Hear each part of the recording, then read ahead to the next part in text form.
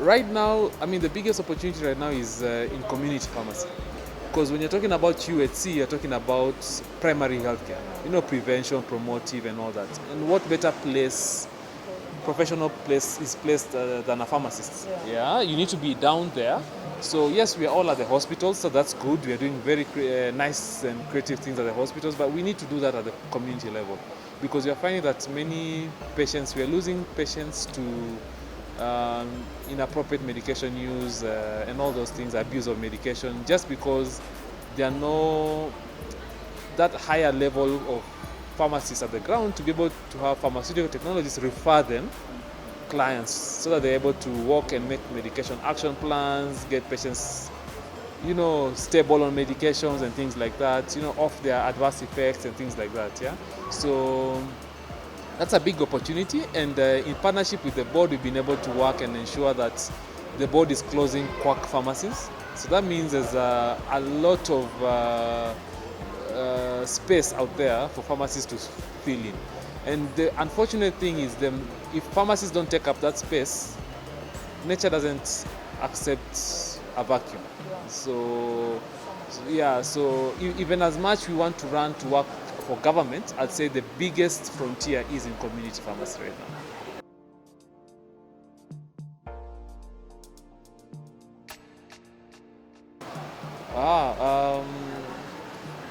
I mean, as a visionary leader, I always have a vision for everything. Yeah. So I see the profession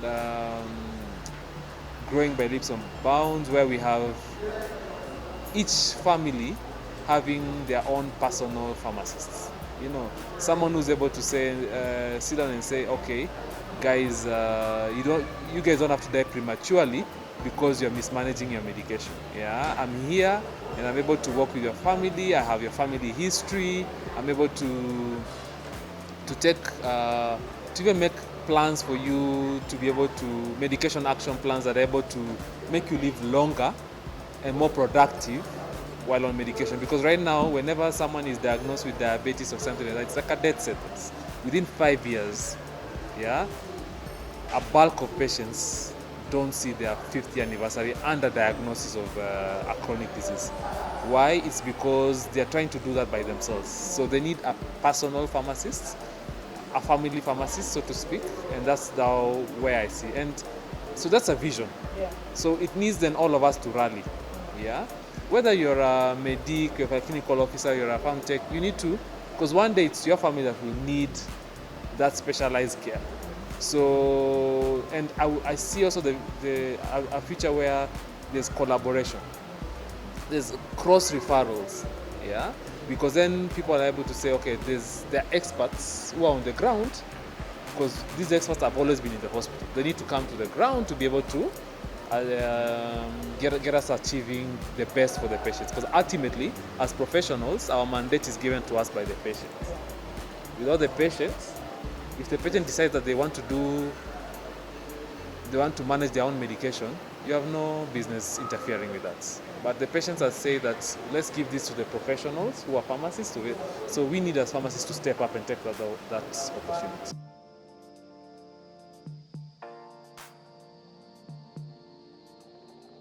Healthcare is governed by laws. Laws are made in Parliament. So how can we as healthcare professionals find ourselves into Parliament?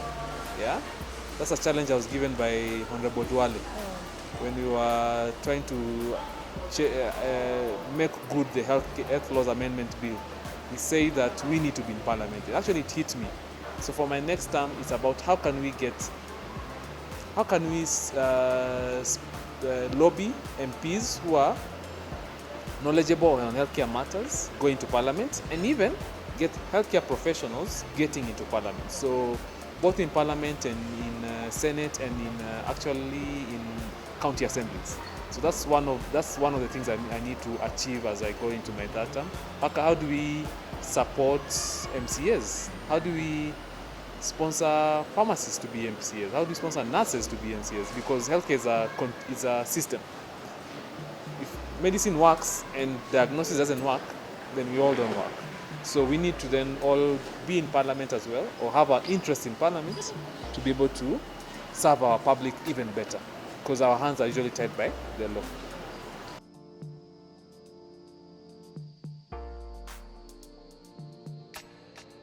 In hindsight, I can look back and say,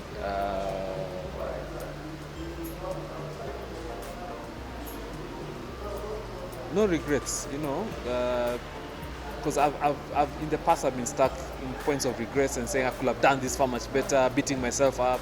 I mean, if you are performance driven, you tend to do that to yourself. But the thing is, time always moves, yeah. So it's how fast you quickly understand what has shifted, and you see where the space is going into, and so I'd say don't beat yourself up, especially professionals.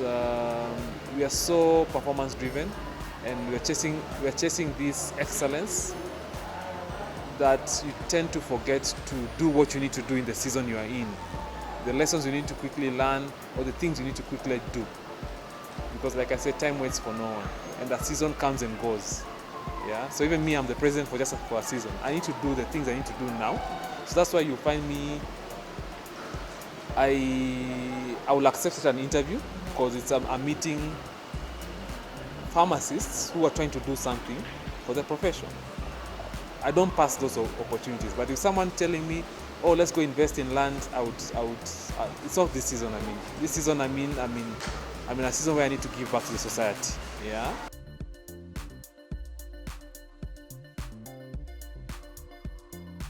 Having pharmacists just look and see what space they need to be. They need to spend time understanding what season we are in. What is happening right now? We're in the season of UHC. The season of UHC dictates that we be with the patient. Yeah. So it's good to be with the products, distributing it, manufacturing it, and all that. But we need to also spend time with the patient. That's the space we are in, the season we are in. And if you want to be relevant in this season, you need to be then figuring out how you with the patients. Yeah. And also just mentoring more pharmacists. Yeah. Encouraging each other. Yeah.